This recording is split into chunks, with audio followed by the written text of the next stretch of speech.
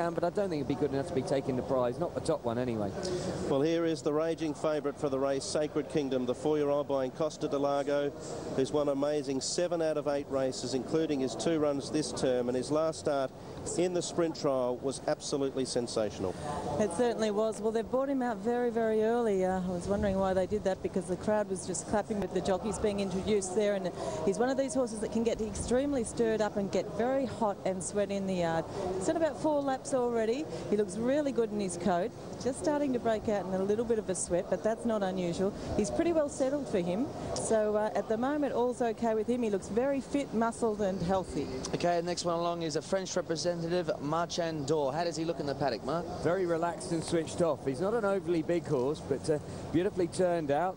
He looks to be a very relaxed type. Most of his winning has been over the 7 furlongs, though, so you'd have to be a slight question mark for me coming back in trip here on the quick track.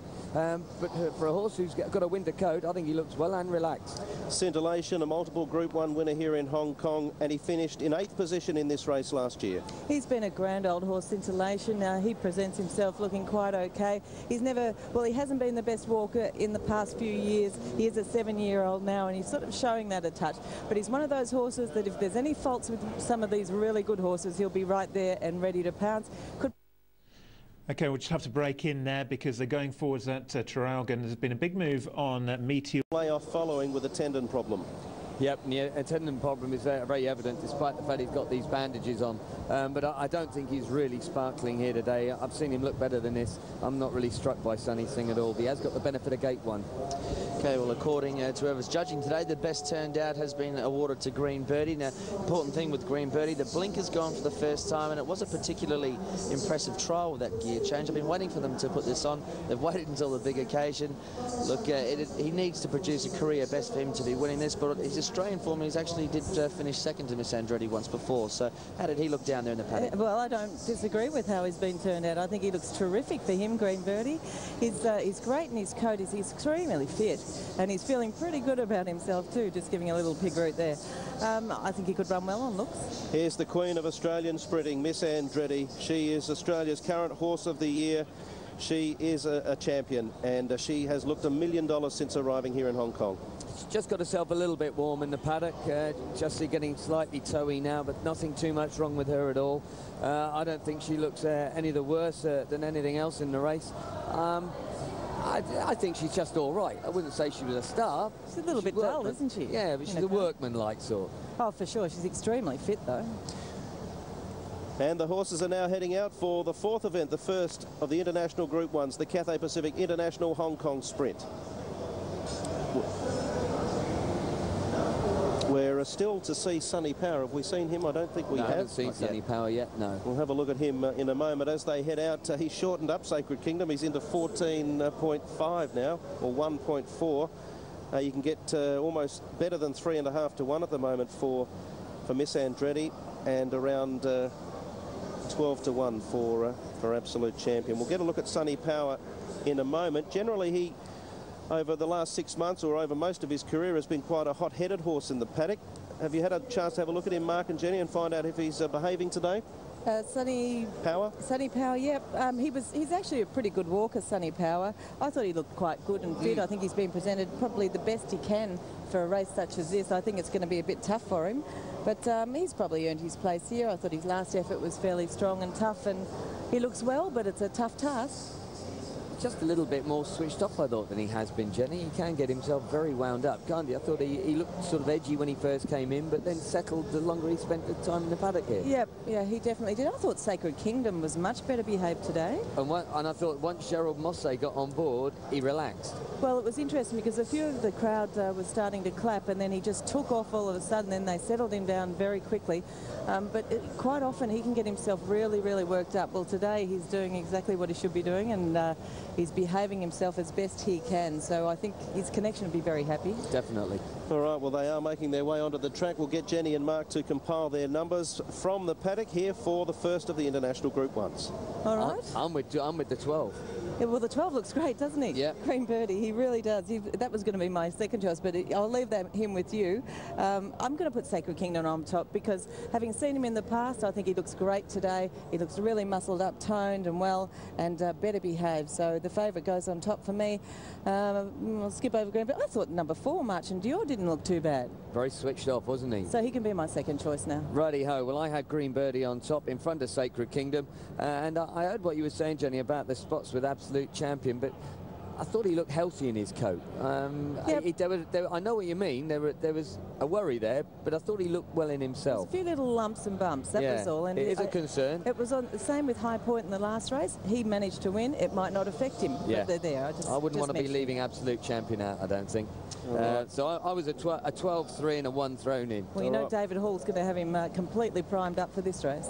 Well, we'll combine those numbers together and come up with 3, 12, 4 and 1. 3, 12, 4 and 1 from Mark and Jenny doing the paddock thoughts today for the first of the Cathay Pacific. With Absolute Champion and the time that he clocked last time out, Miss Andretti will have to be right at the top of her game if she's going to beat Sacred Kingdom today. He is potentially an international superstar, and today is D-Day. And I have given him the nod narrowly over Miss Andretti, but I do have a tremendous amount of respect for her. And bearing in mind the way the track has ridden in the first 3 races today, barrier 12 really shouldn't pose any major problems for Miss Andretti. High Point was right off the course there, winning the previous. Absolute Champion, he could easily turn this around from the sprint trial and repeat what he did this time last year. That was an emphatic victory that day. They're the 3 chances, and I thought Sunny Singh could earn some minor prize money by running 4th, but I had the order 3 to beat 13, 1 and 10. Stand by for what's going to be a great contest. All right. Look, it's a fantastic race. I just hope that they're all on top of their game and we get to see a great match race. Best of luck to all the runners. Let's just hope that it's an exciting race. I'm sure it will prove to be the case. Yeah, it's going to be fabulous. How have you ended up putting them into an order? Matthew, you going with Miss Andretti? I am. I'm tipping Miss Andretti, and I genuinely think she can win. He's a very special horse, Sacred Kingdom. We watch quite a bit of Hong Kong racing in Australia, and that run last, that's certainly that's a big factor. But she has travelled before and travelled very well. She went to Royal Ascot, of course, and won the King's Stand Stakes up there. I tell you what, there's a lot of positives with Miss Andretti. She is a champion. She gets £3 off your fellow, Sacred Kingdom.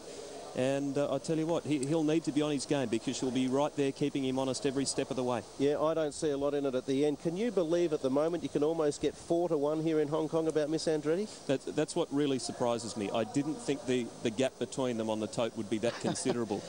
He's very short, but you know, he's getting to that standard of adoration here with the local punters. They've really taken a shine to him. Yeah, look, I'm really surprised that she's at that price, Miss Andretti. What about during the week? You've been here all week. The lead up by her has been almost faultless. It's been excellent.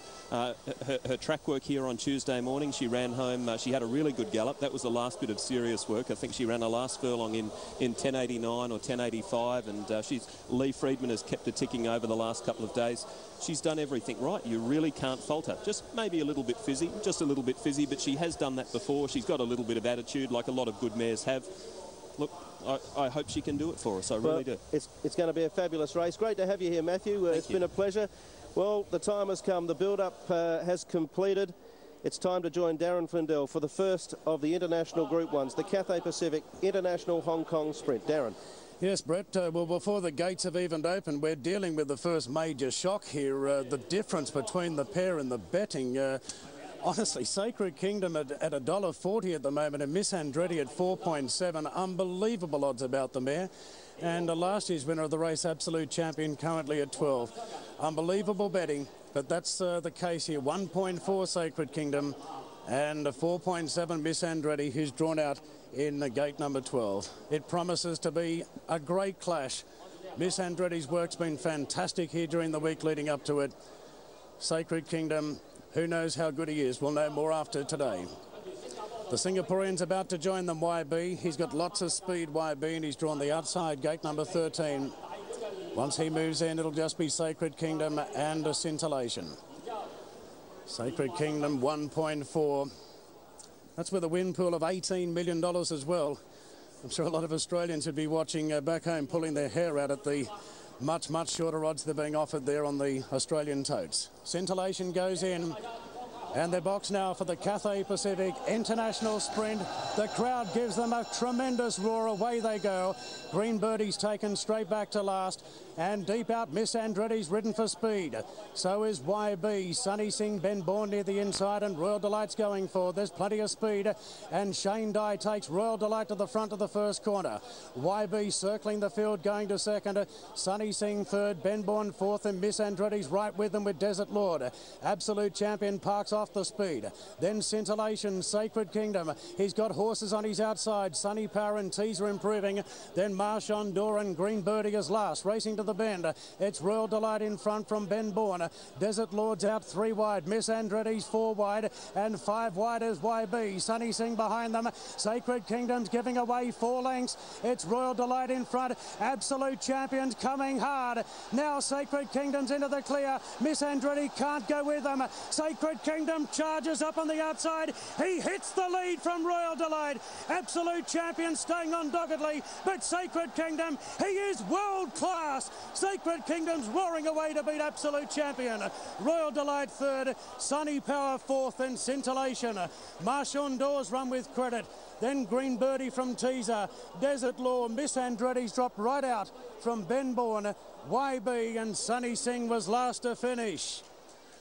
Oh, he's picked them up so quickly, Sacred Kingdom. It was a cold ride by Gerald Mosse. He knew what he had underneath him, and he has justified his 5-2 unquote. Simply amazing. Absolute Champion, game in defeat in second position. He put himself right into the race on the home turn, and Royal Delight's run with great distinction in third. It's close for fourth between Sunny Power and Scintillation, and Marchand d'Or has really excelled himself as close as he's finished. The great disappointment of the race, Miss Andretti. She's had to work in the run, but she was a beaten mare a long way out. They've run 68.4 today, 68.4. The numbers are 319 on the international sprint. We're about to take in a replay of the race whip. A number of these runners worked in the race. Yeah, well, there he is, Sacred Kingdom. He's every bit as good as we thought he might be, and he went round.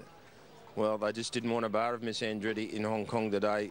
All they did was back Sacred Kingdom, and he didn't let them down. Absolute Champion nearly made it 2 in a row.